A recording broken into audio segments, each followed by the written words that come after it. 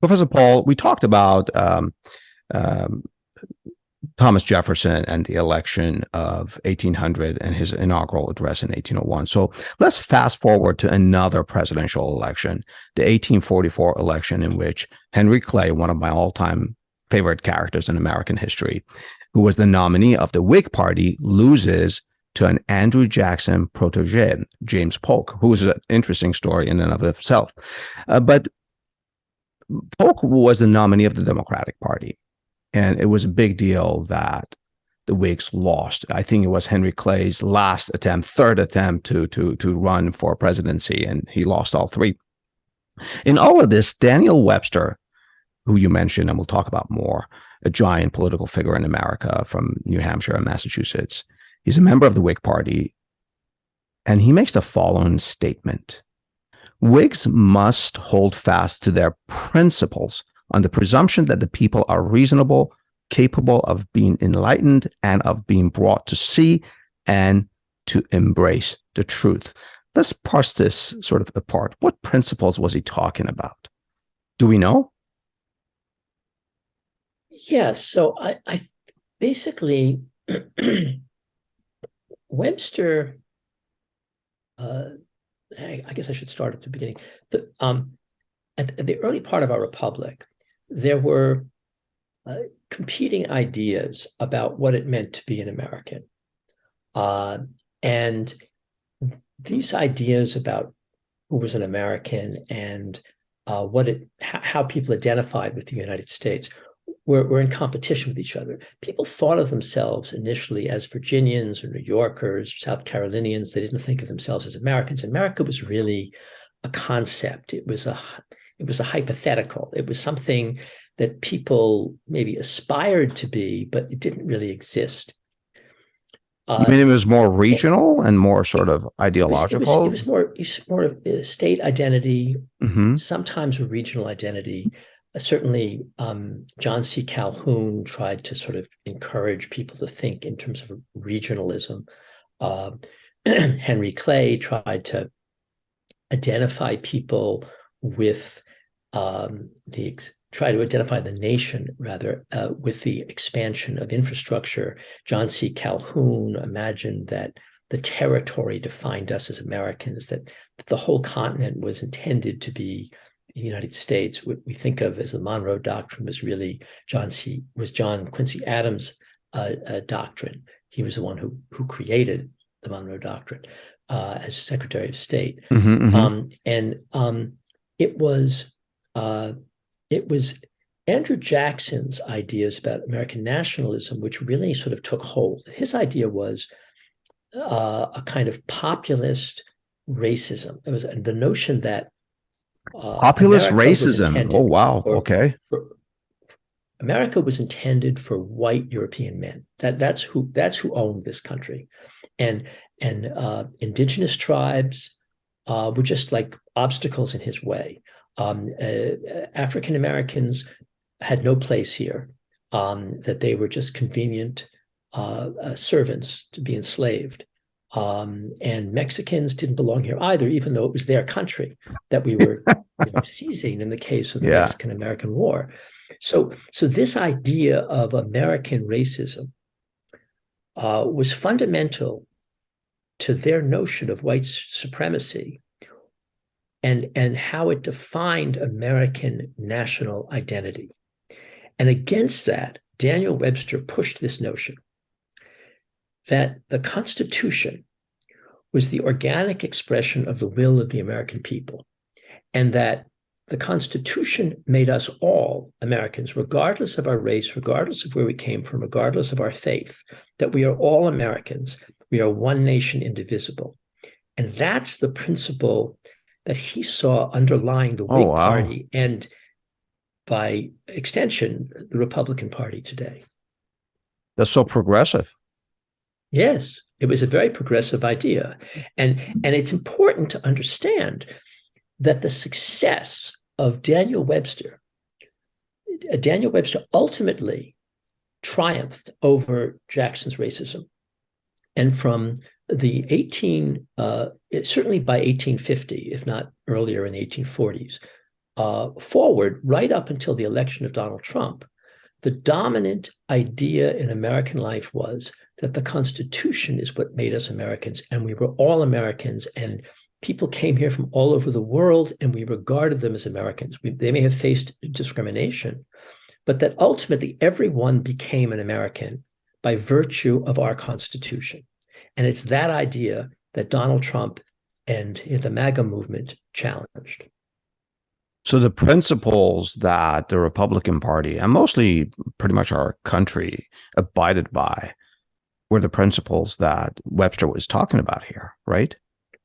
Right. The Whig Party first, and then subsequently the Republican Party under Lincoln, were founded on this notion that this was a big country and it was open to all, and it wasn't the exclusive domain of white Christians. White Christian nationalism is a denial of American history. It is a denial of the principles that underlay the Whigs, Lincoln, the Civil War, and the Republican Party, and the principles which were dominant in America's psyche for centuries.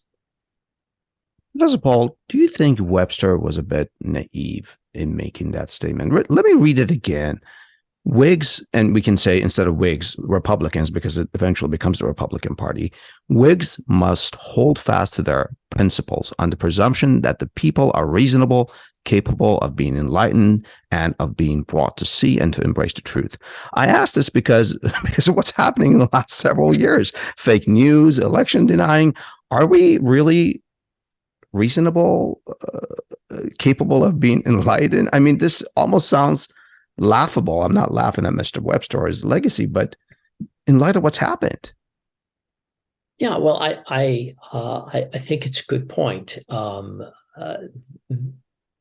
The ideas that underlay Webster's thinking were the ideas of the Enlightenment, the notion that people could be governed by reason, and that we could reach reasonable conclusions, that we could find compromises, that we could pursue the common good. And that does seem hopelessly naive today, given the deep divisions in our country. One should remember, though, that he was making this assertion in the years leading up to the Civil War, where the country was anything but divided, anything but united, rather. The country was deeply polarized and divided, and the threat of secession was a constant threat that Webster was pushing against. Webster's two big principles were the principles of preserving the Union and opposing slavery. Those are the two things that he supported, and of course, those two things came into conflict. Was this statement? The reason I'm belaboring this, I'm trying to sort of transport myself mentally into that time period and correlate it with where we are now in our history. Was Mr. Webster's statement of, people are reasonable, capable of being enlightened. There was no social media. It's not like he tweeted this. He spoke it or wrote it somewhere. Would this statement have been laughable or just completely out of reality in his time? Because based on everything I've read, including your book, politics was a big brawl back then, like it is now, right? Yeah. Well, so this is where we sort of get into the conflict between populism,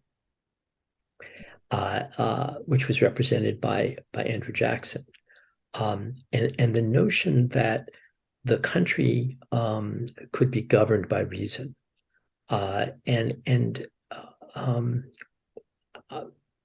Webster believed, and other members of the Whig Party believed, that ultimately the elite would govern the country, that people of education and of good principles and good character could govern the country and restore a sense of decency and reason to the country. And on the other side, you had folks who like the Know Nothing Party that was opposing immigrants and I Catholics. love that And name, Know Nothing Party. yeah, right. Well, that wasn't the name that they gave themselves, but yes, basically, yes, they were the Know Nothing Party. They embraced that. They appropriated that Oh title. boy. But they weren't the Know Nothing because they didn't know anything. They were the Know Nothings because if they were asked about their membership was often secret, and so they would say, "I don't know anything about that." Oh my God, that almost like a Masonic membership or something. Yes, right. Uh, um, what's really interesting about this ideological statement, this elitist, this visionary statement by Mr. Webster, and you reference, you talk about, he saw elite would govern the country. The first Republican president, in fact, was not an elitist at all. He comes from, everyone knows the story of Lincoln, humble beginnings, and now we're dealing with anti-elitist Republicans, right? That's what we're dealing with, which brings me to populism and popular nationalism of the Republican Party. This really is it's as if history has flipped. This really is Jackson's story, right? The populism that Mr. Trump has started, and we see it sort of endure in factions of the Republican Party. This was really a Democratic Party story. Am I saying that correctly? Yes, absolutely, absolutely. You have to see the Republican Party as a response to, reaction against the Democratic Party, the democratizing forces of the Democratic Party, which itself has its roots in the Second Great Awakening, in the early part of the 19th century. But the Republicans were viewed as conservatives in the sense that they were seeking to protect business, commerce, people of property tended to be in the Republican camp, at least in the North. And the South, of course, people of property held slaves, and they were part of the slaveocracy. But the Republican Party, at least in its time, were seen as conservatives, but I would say they were progressive conservatives. And what I mean by that term is this, that they were like Edmund Burke. They were people who believed that in order to preserve Edmund Burke being the Irish parliamentarian in Britain, right? Yes. Okay, go ahead. And Edmund Burke, who was a great defender of the American Revolution, or the American colonies anyway.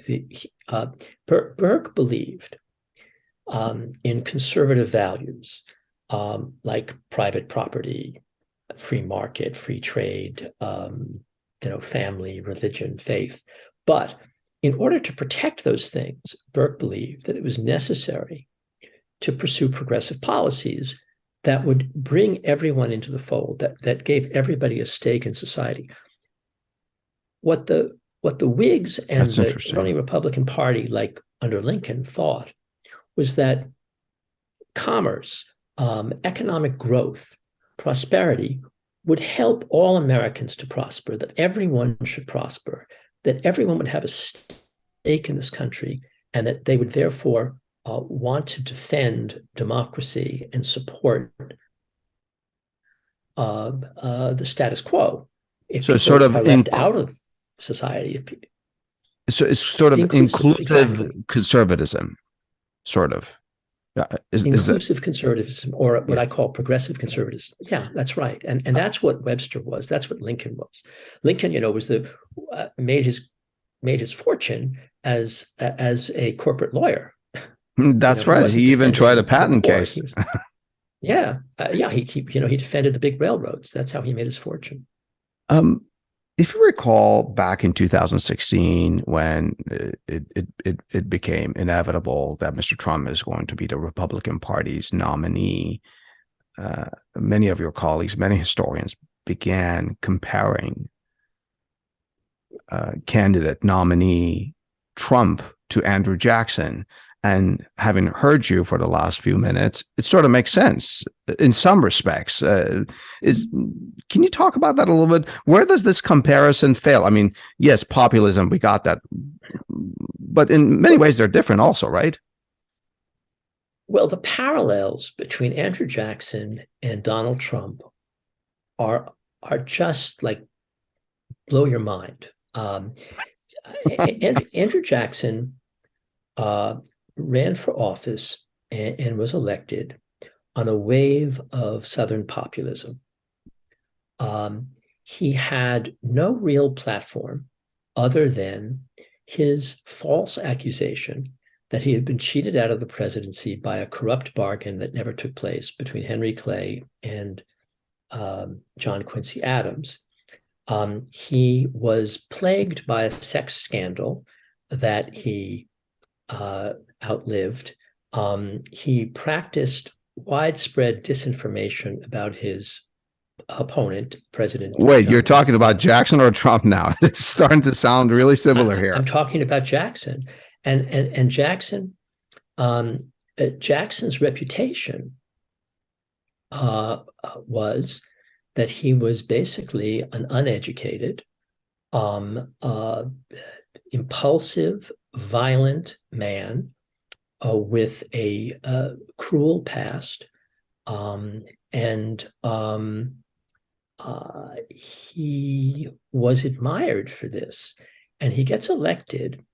And what does he do as president? He concentrates all the power in the White House. He behaves like an autocrat. He ignores all the constitutional norms of his office.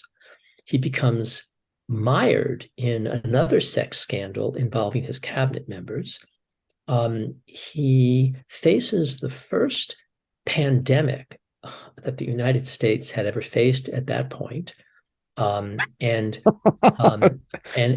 the midst of this pandemic, all these people are calling on Jackson to do something, and Jackson says, "No, I'm not going to. This isn't my job. I'm not going to do anything." And when his own daughter-in-law writes to him and says she's frightened of dying, Jackson's response is, "Listen, dear, everybody's got to die sometime. Don't worry about it." I mean, that kind of insensitivity, indifference to the public's danger. And what does he do in the government? Well, he basically fires hundreds of perfectly capable, hardworking, honest civil servants and replaces them with his incompetent cronies, many of whom turned out to be corrupt. And he doesn't care because his job is basically he wants to basically shrink or destroy the national government. He wants to defend states' rights. He is a racist. He wants to rid the country of the Native American tribes. And he wants to abolish the national bank and basically crush all the other banks because he has no understanding of economics. And he thinks that banks and bankers are bad people and commerce and finance is a bad thing. And basically, we should all be part of the slaveocracy.